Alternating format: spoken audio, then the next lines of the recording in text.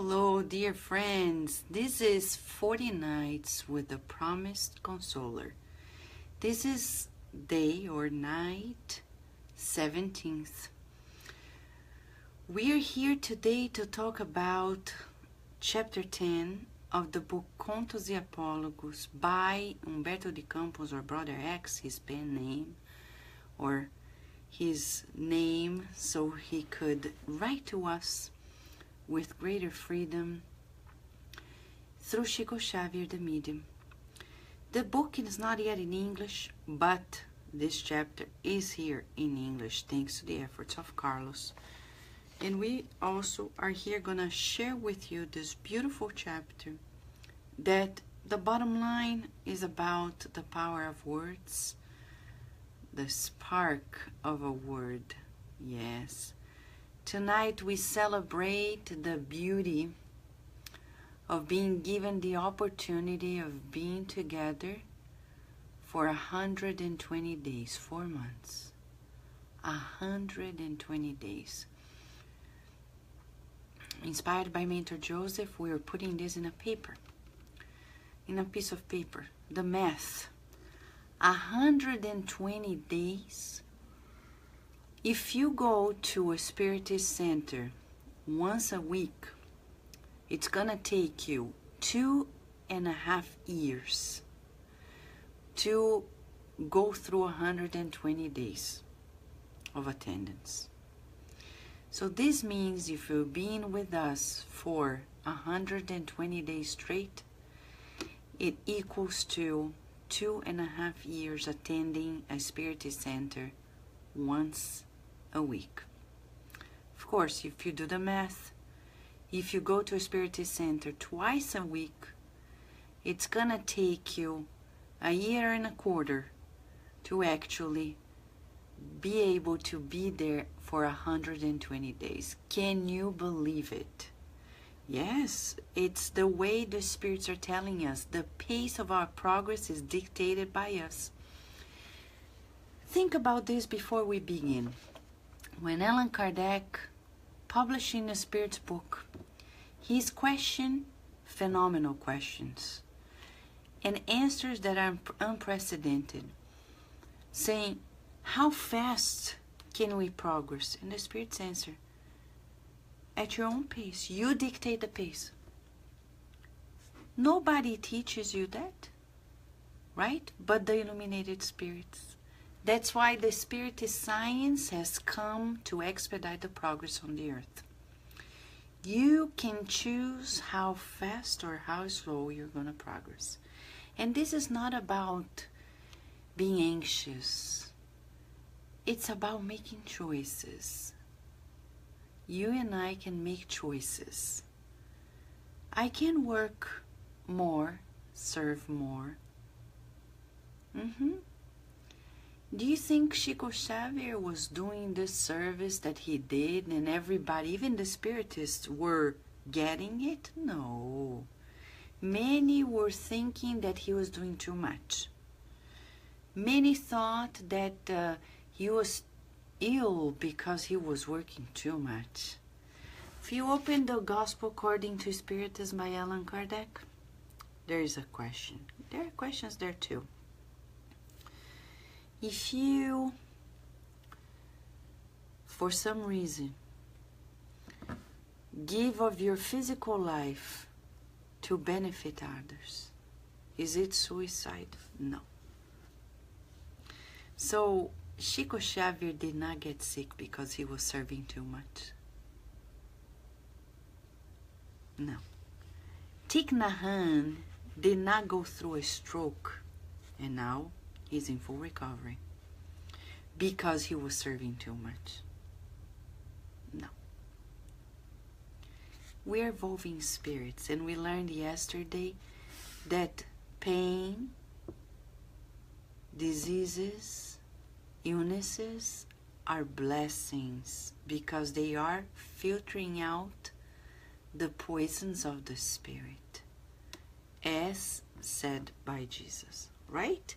So 120 days, here we are, and this is just the beginning. According to Mentor Joseph said, Vanessa, Don't indulge in any celebration, because this is just the beginning of what lies ahead. And we'll say amen, because he knows better than I, and God knows better than him. So we just fulfill those who are ahead of us. Right, friends? Yes? And that's why we're here, grateful to everybody who is joining forces with us in this beautiful community that is heart to heart, mind to mind, connected, entering this frequency of constructive mental thoughts. Hello, Katia. Welcome, welcome. And Angelita, how are you? Sunshine. Hello, Sunshine. Hello, Lea Severo. How are you? Adilson. Welcome, welcome. Valéria Benfica. How are you? Luciana Antoine, right? Both there. So, how are you? Flowery Constance Franklin. How are you? And Ceissa. A bouquet of flowers. That's so beautiful. It feels good. Andrea Torres. Yes, friends. We're truly grateful. Patricia and Tiago. How are you? Erica and Danny. How are you? It's an effort of all of us, my friend Sunshine, in both realms. And we here together. João Bosco, how are you? Right? Friends, today, let us feel the presence of the Master, shall we? Rudy, how are you? Thank you. Let us invite the presence of the Master. Remember when he said, where two or more are gathered in my name, there will be. Why is he saying that? Is he making that silly promise? No. No. Why is he saying that? Because he knows the laws of life. The law of the mental field, as said by André Luiz in the book Mecanismos da Mediunidade, or Mecanismos de la Mediunidade. In Portuguese, in English, not yet. In Spanish, yes. In French, yes. But not in English yet. In that book, André Luiz reveals to us, through Chico Xavier and Valdo Vieira, that there is a law that Jesus knew it all along. When I emit a thought, I attract a likewise thought. If you and I want the presence of the Master to learn more, or because we need him, together, he comes. All we need to do is to connect. Log in, password, log in. We already know the name of the network, Jesus Christ. That we know. Password, what is password? Goodwill. Yes, goodwill. Goodwill. Oh, Leah, that's great that you were there and you were able to be with Fred and Jussara. Beautiful. Beautiful, beautiful. Ready? Chapter 10, book, Contos e Apólogos, by Brother X. Thank you, Brother X. Thank you, Humberto de Campos. Ah, the simple parable. That's actually the title. Okay, what's happening there? Camera on Jesus, feeling close to him. Several apprentices surrounded the Lord in Capernaum in a heated discussion about the power of the word, accentuating their goods and their evils. Some of the disciples proposed the blunt verb for the regeneration of the world, while others advocated for the soft and understanding phrase. Noticing the bitter tone on his irritated companions, the master intervened and told a simple parable. Let us put a pause before we enter the parable. Let us observe the consoling approach of Jesus. First, he allows himself to be approached, which is very unique. We take it for granted, but we shouldn't. There is a nonverbal lesson here. It's the body language. He allows himself to be approachable. The master is focused on those who are suffering. We are living at a time when people, they actually believe that if you're really a top master, you are not that easily accessible by the people. Well, Jesus proved us wrong, and Chico Xavier really followed through the footsteps. Yes, he followed through the footsteps. He was always accessible to those who were in need. There's no such thing. I have privileges. I have VIP treatment. We've never heard of Jesus having VIP treatment. Oh, neither Chico Xavier. Right? So let us observe. Surrounded by people. He allows people to speak.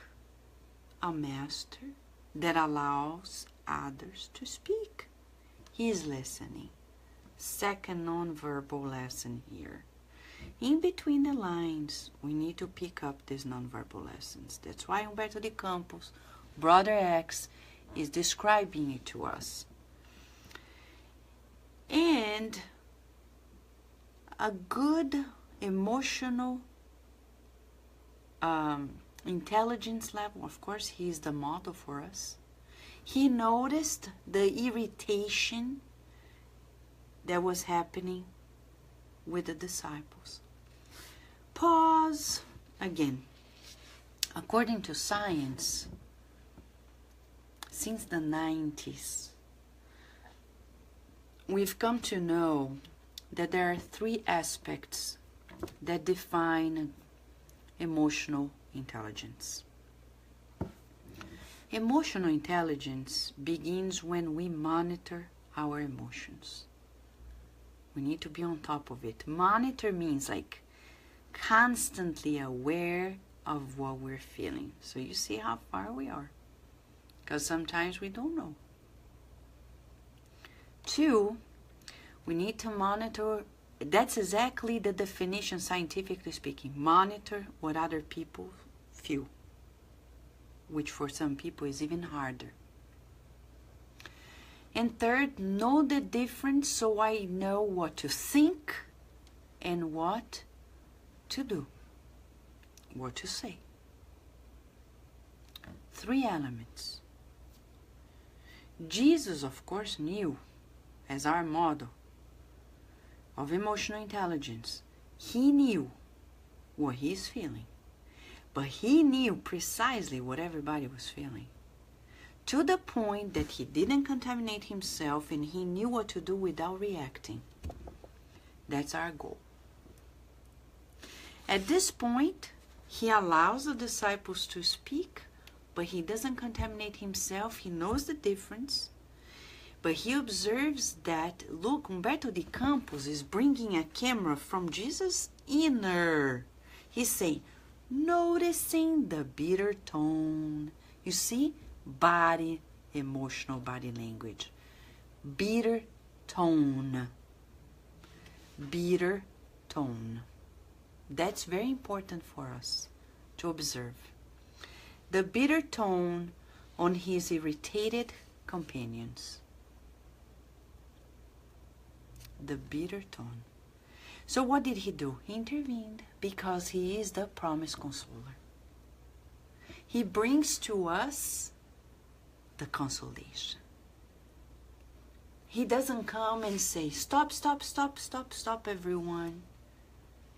He says, sweetly. That's exactly how Umberto de Campos describes. Jesus sweetly narrated. Feel the sweetness, okay? You like chocolate? It's chocolate time for you. If you like pudding, the Brazilian pudding. If you like ice cream, visualize yourself. Jesus, ice cream, and the parable. Okay? Sweetly narrated. There was a time in which the genie of the good attended to the prayers of a simple life laborer by emitting a ray of light, applying over his heart in the form of a tender and affectionate little remark through an optimistic mouth. The spark increased, inflaming the simple laborer's most elevated feelings in the sublime flame of ideal of the good, overflowing to all the people who populated the landscape. In a short period of time, the tiny ray was a source of clarity to create uplifting service in every circle of the blessed sight. Under its permanent activity, the wheat grew in broader promises, and the robust vineyard heralded abundance and joy. The ray of light was converted into hope and happiness in the soul of the peasants, and the well-sown seed advanced triumphantly from the field of happiness to all the regions that surrounded it as a sublime message of peace and plenty.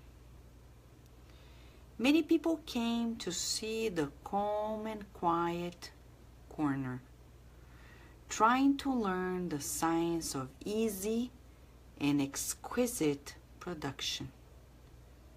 It also exported into more distant places the peaceful processes that the flame of goodwill had installed in the general mood of effort and collaboration.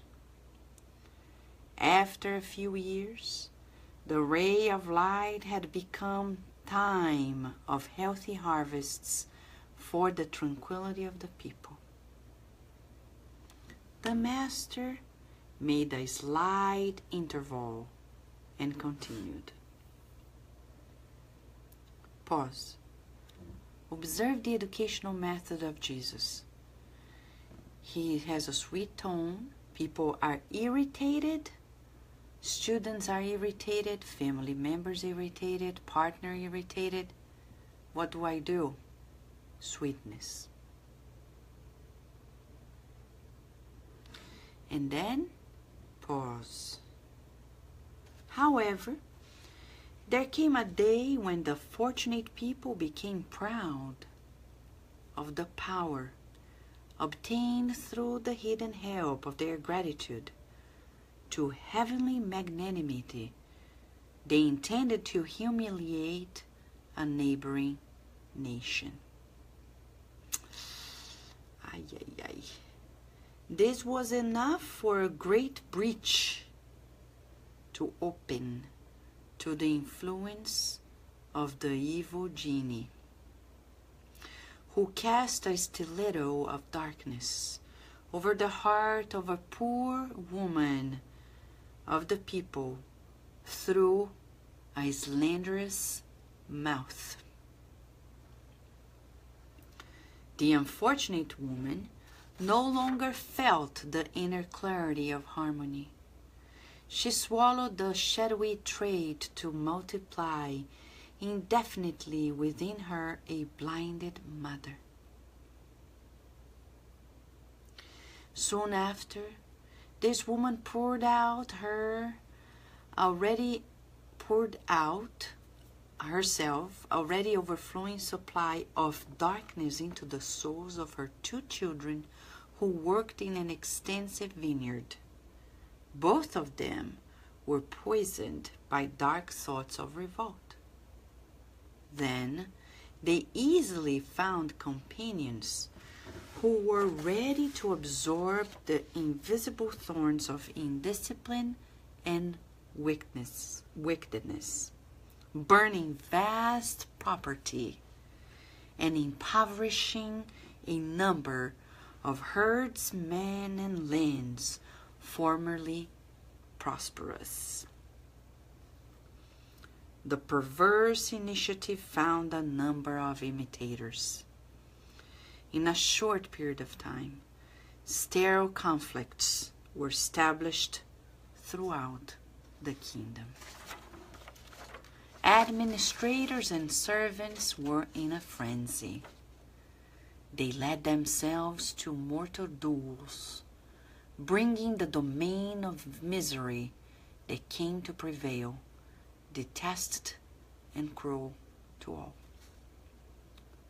The divine friend, silenced for long minutes, and added, pause, long minutes, before we tell the wrap up, the story. Let's observe Jesus' approach. He teaches us how to use silence, these non-verbal messages that people have never paid attention, but now, thanks to Spiritism, we have the opportunity of learning with him the power of silence. Silence is very powerful.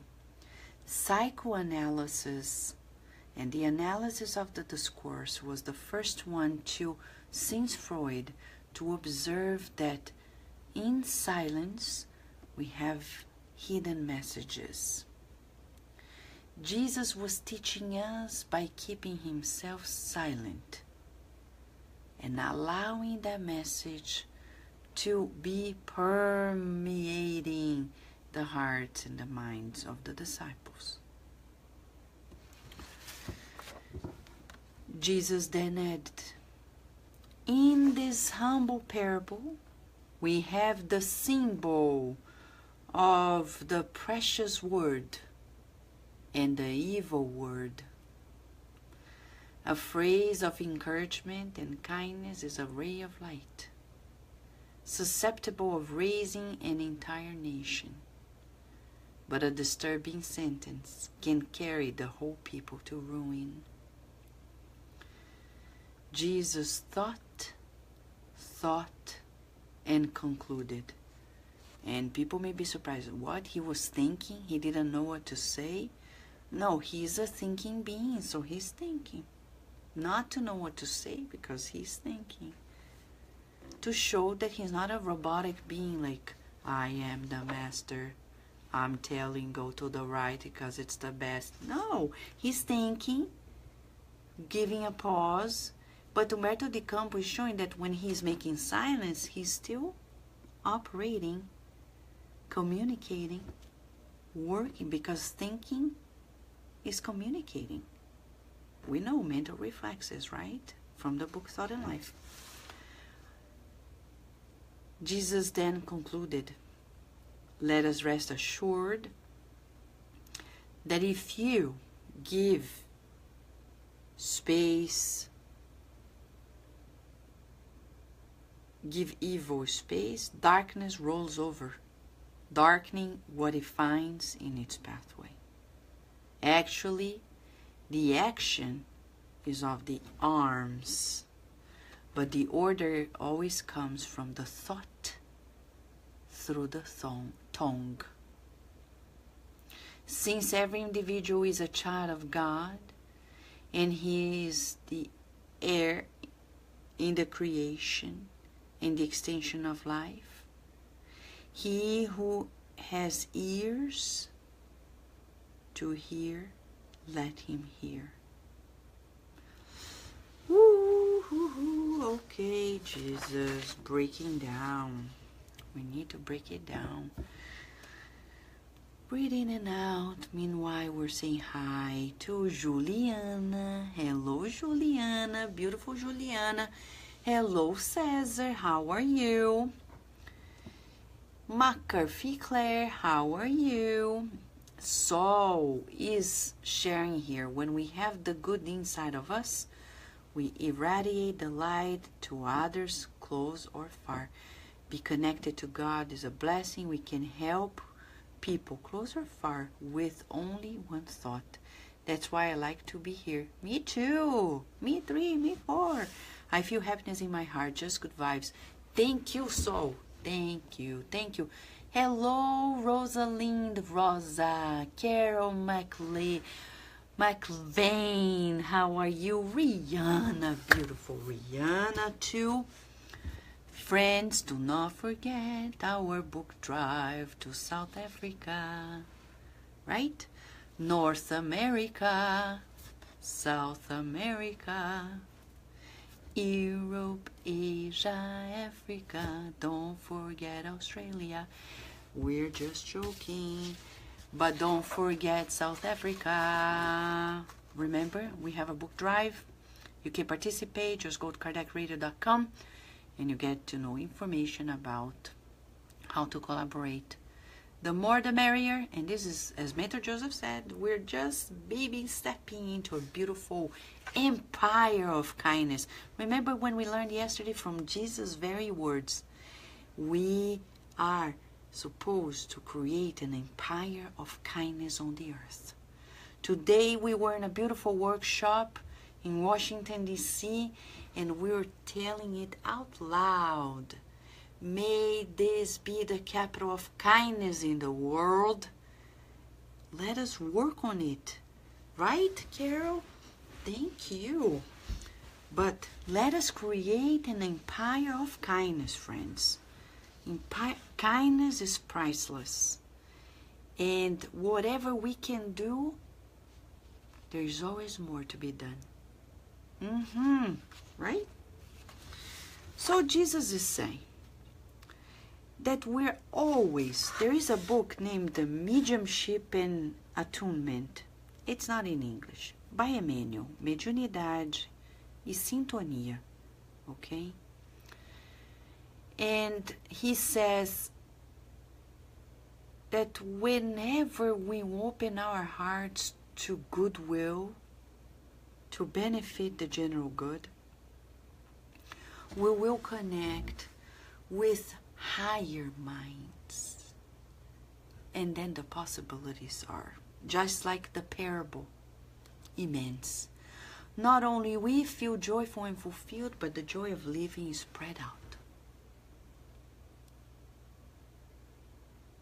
Spread out. The only problem is when we open a crack, a breach, because of our ego. Thinking, ooh, we're doing great, fantastic, we're the only ones, and that's when we attune. When Jesus says about the genie of the good and the evil genie, as Virginia says, the bad angel and the good angel, that's a figurative saying. But when we're talking about the evil genie, it's about this destructive mental current that André Luiz says in the book Mechanisms of Mediumship. We have two choices: entering the frequency of constructive thoughts or destructive ones. But don't forget, everything begins in the emotions. Emotions, says Emmanuel, push us to what? Thoughts to words and actions. Jesus is saying clearly, 2,000 years ago,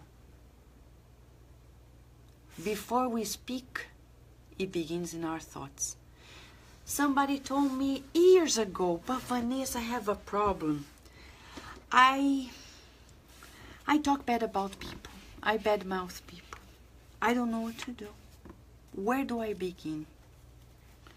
Well, the recipe is not mine. It's Jesus' recipe. In his cookbook, it's written, everything begins in the mind, in the thought and feelings. If I seek the good, I'm going to think good, feel the good. I'm only going to speak the good. If I speak bad things, it's because inside of me, I have those bad things inside of me. So in order to cook the good, I need to feel the good, see the good, visualize the good. I need to feel the good, seek it, so then it manifests.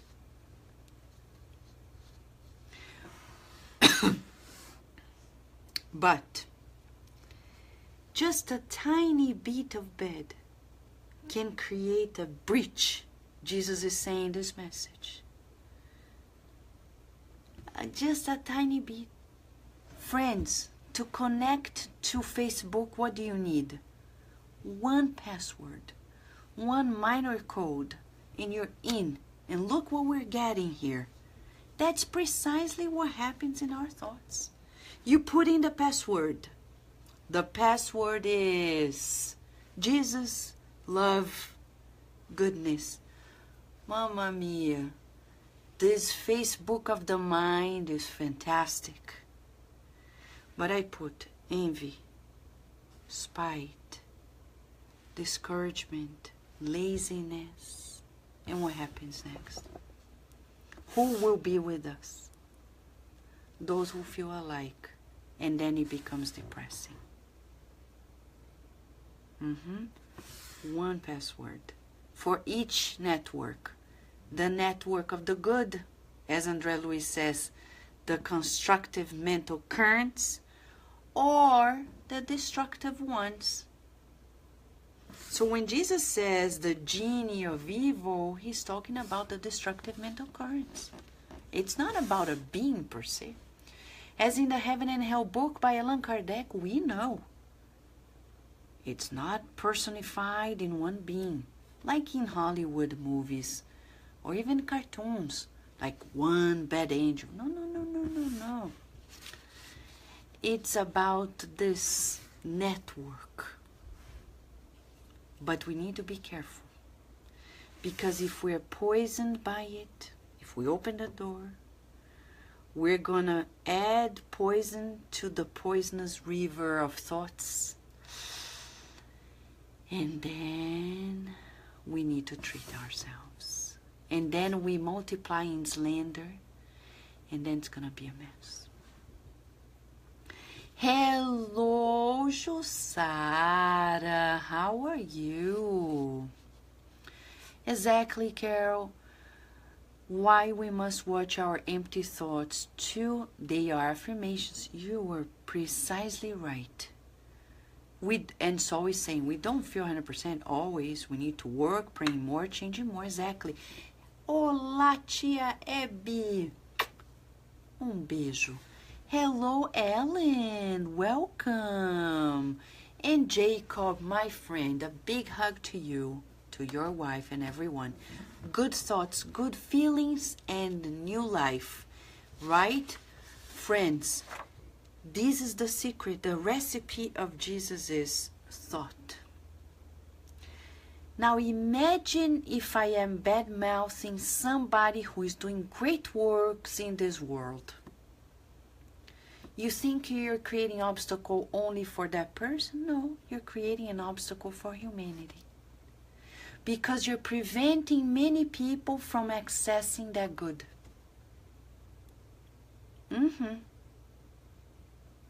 It surprises always when we see works of goodness happening and we're afraid of sharing the good news. Because we think, but what if people in my network don't think alike? And remember when Jesus said that? The fear of criticism, the fear of disapproval. And he told the 4 disciples, Philip, John, James, and Bartholomew, you all failed because of fear. we need to have courage.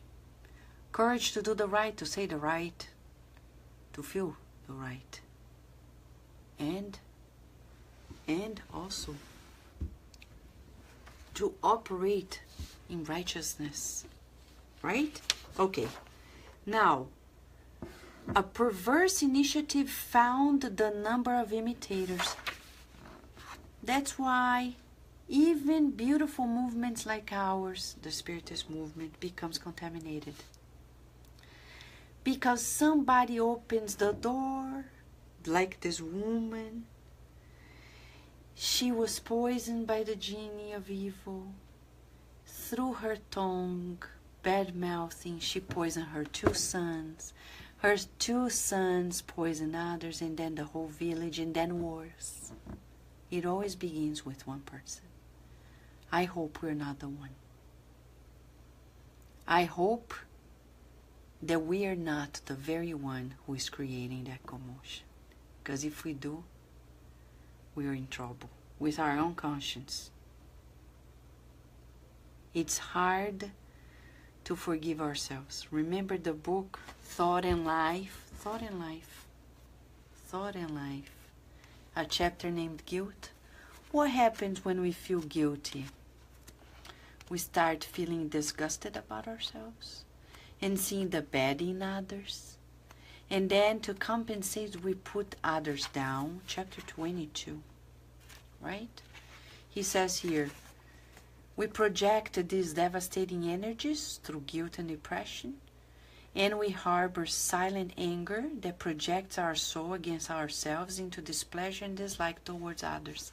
And then we start seeing the negative in everyone because we don't feel good about ourselves.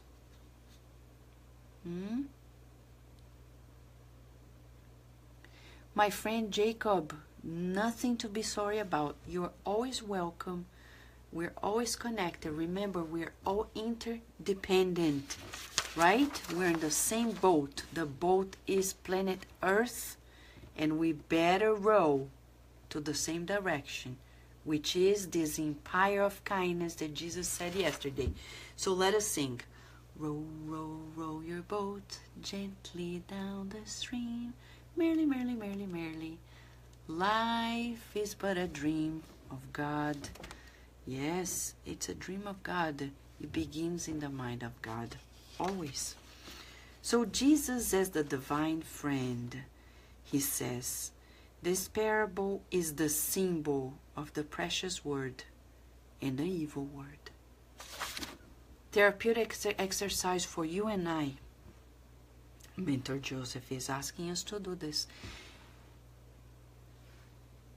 Precious word, evil word. In an average day, how often, let's do statistics.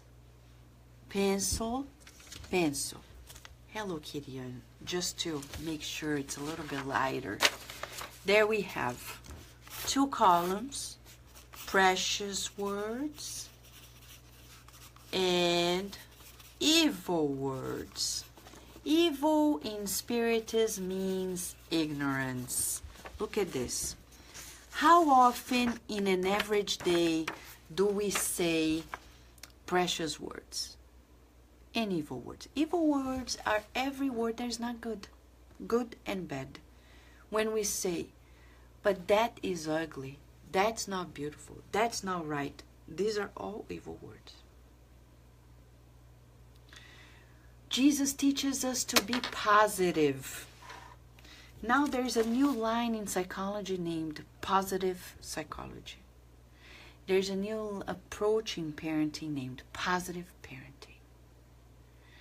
And there is a new way of being, because this is Jesus' pathway, positive being. He never stopped to say, Peter, you can't believe what Caesar is doing. You have no idea what Pontius Pilate just did. And you have no idea what the Pharisees are doing, or this or that and the other. Jesus doesn't take that approach, because those are approach of the evil words. It's ignorant. he is always seeking the good. So he's always saying, friends, let's love God above all things. Others as ourselves. Let us help one another. He's always positive. We still have to train ourselves, right? Hello, Clara.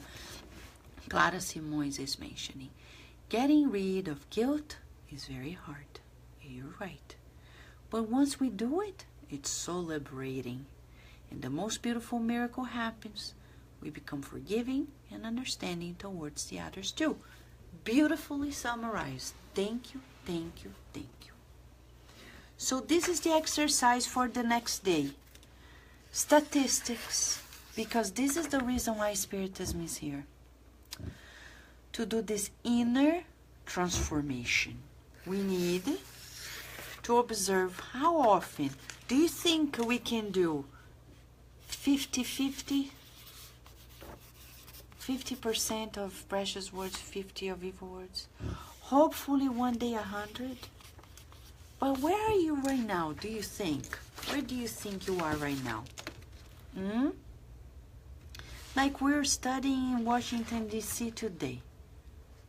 Many people, they say, I want to be happy, I want harmony, I want kindness. But in my daily life, I don't think of happiness. I don't think of harmony. I don't think of kindness. I don't feel it. I don't produce any words or actions towards it. So it's not going to happen. And people say, but I'm praying. But praying is not enough. We need to transform our lives into true prayers. Right? Aline, welcome. She's saying trying to connect with positivityness is 24/7 effort. You're right. We can replace evil tendencies with positive thoughts if we have reasonable faith. It's not easy, but you're so right, Aline. That's beautiful summary. That's how we do it. Substitute. So that's the exercise, the workout. Heavy weight of the bad thoughts, and we say bad thought, thank you, but no thank you. Beautiful thought, come here. Oh, happy faces for you. Yay! Yeah, that's how we do it. We're thinking, people may not like me. They don't approve of me. And I say, I don't believe it. I know that God loves me unconditionally. And I know that Jesus does too. And I know that even Jesus is not appreciated by many people. So big deal. It's no problem. I respect their opinion. They're entitled to their opinion. They're gonna compete with me. That's fine. If we're working on the good, go ahead, compete. And you wanna be the best. And Jesus said the best is gonna be the one who serves the most. But we're not in a competition. So forget about it. Make peace and say to the heart, tapping it. This is a new technique that the scientists are researching. The power of saying positive affirmations while tapping. Tapping on your body. And as a neuroscientist, I think it makes sense because it's going to stimulate it's a more integral approach to create new pathways. So it's like tapping. Louise Hay was mentioning about the mirror work with tapping, and I read other scientific studies trying to investigate it. And when you say heart, it's okay. People are entitled to their opinion. They may dislike you, but you know, sooner or later we're going to be friends. If not in this life, in a future life. And I visualize ourselves already friends there. Visualize ourselves united, together.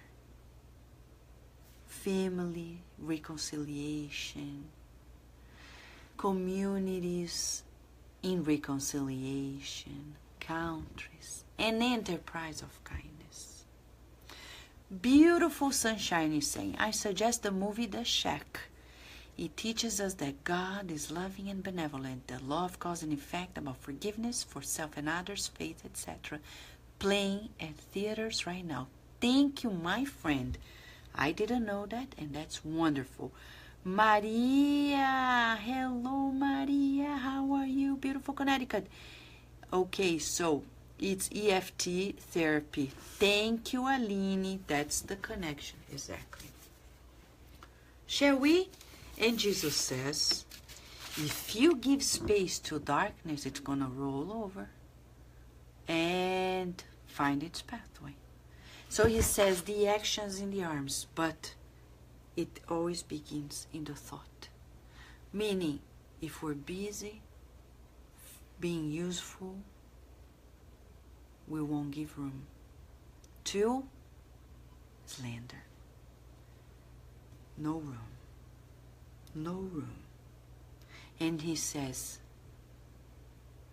may we have ears to hear. Friends, it's been too long. 1.5 billion years from the moment we are created to this moment of being human. Jesus has come and revealed this message 2,000 years ago. What are we waiting for? So that's why for those who are not able to watch the live stream that didn't happen to be recorded, I'm going to tell you the story of John tomorrow.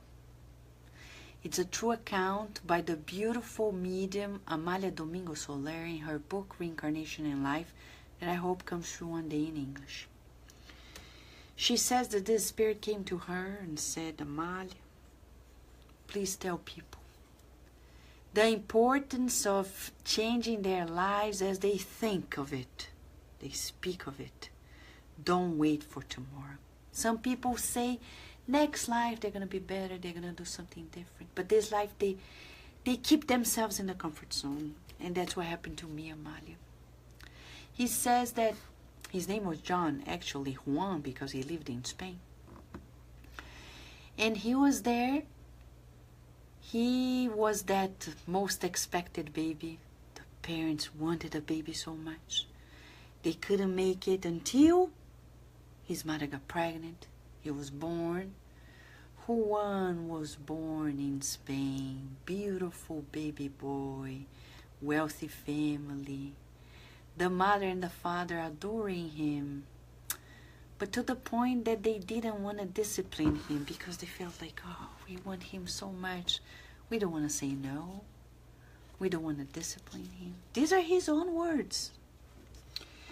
And the problem is that he grew without much discipline or at all. When he became a teenager, he was kind of useless, not doing much. And parents nowadays ask, well, my children are not too fruitful. Maybe because we didn't allow them to be. We gave them everything. We never pushed them to work. And work begins at home. When they are 3, go take your plate. When you're done, put it in the sink. Let's do your bed when we wake up. Da-da-da-da-da-da-da-da. You know the story. But Juan, no. He was given everything. But one day his uncle, who was his father's brother, said to his father, my brother, this boy is going to be trouble for you. He's not going to be able to keep up with your work when you're done.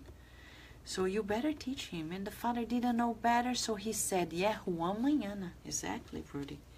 He said, you know what? Let me take him. He had a sailing business.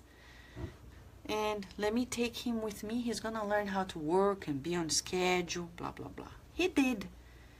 And John said, you know, for the first time I was impressed how people worked very diligently, very disciplinedly.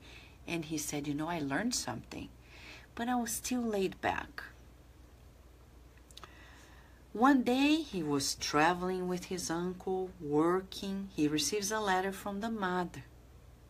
And the mother says, John, come back home because your dad is not well. We need you here. Remember, this is at a time in which sailing took months. It was not like around the corner every day like flying nowadays. So he planned on taking the next ship to his city, to his country. But he missed it because he was too lazy. He got sick, he got lazy. 6 months to the next one. 6 months until the next one. He got to the location, took a carriage, but the wheel was broken. He was lazy, he slept another night, and it took him another day to find somebody to fix it. Well, the bottom line is that the day he got to his parents' home, his dad was already dead, and his mother was truly disappointed. Said, yeah, you got here too late, and I know why. It's my fault. I didn't know how to educate you well. He said that for the first time he was disappointed and ashamed of himself. He proposed himself to change. What did he do? He got there. He got to the business of the family, started working. But you know, it's a habit. Too lazy, too laid back. He wasn't able to keep up with the pace of the business of the father. The mother got concerned and she said, we have to fix you with a good woman. And you know, this man was so blessed that he actually got to be fixed. He got married to a woman that loved him. He liked her too. And the mother was hoping that that marriage was going to keep him like on the go. It didn't. But then they received a letter from the uncle saying that he needed help because he was in his last days and needed John's help. So he needed to go there and wrap up the uncle's business, travel by ship again. And he promised the woman and the mother, I'll be back. He traveled. And his way of being too lazy delayed. He missed one ship. 6 months later, a year. And you know, they didn't receive any notice. Even to write, he didn't feel like writing to say, I'm okay, I'm alive, nothing. So the mom and the woman who was committed to him, they thought maybe he's dead, we don't know. So she said, you know, I'm going to take a vow as a nun because I don't want to get married to anybody else. She was there in a convent waiting. She didn't take a vow. The vow to be a nun. The mother was discouraged, frustrated, didn't know what was happening. Maybe he was dead. One day they said, you know, you better take a vow because maybe he's dead and we don't know of. No letters. John tomorrow or Juan mañana. He came back, but he came back the very day that his woman took the vow to be a nun. When she got to know that he came back and she just took the vow, she couldn't take it. She didn't want to live without him. So she committed suicide. When his mother got to know that he came back and the wife threw her life out of a tower, she had a heart attack and died. He was devastated.